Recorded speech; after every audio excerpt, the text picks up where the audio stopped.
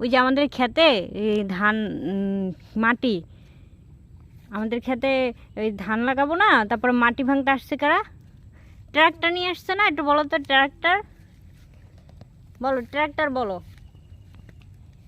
বলো। আচ্ছা ছেড়বা না, আগে বলো কি ছেড়ো। অনেক সুন্দর ঘ্রাণ। আগে তুমি ট্রাক্টর বলো, তারপর ছেড়বো। বলো ট্রাক্টর।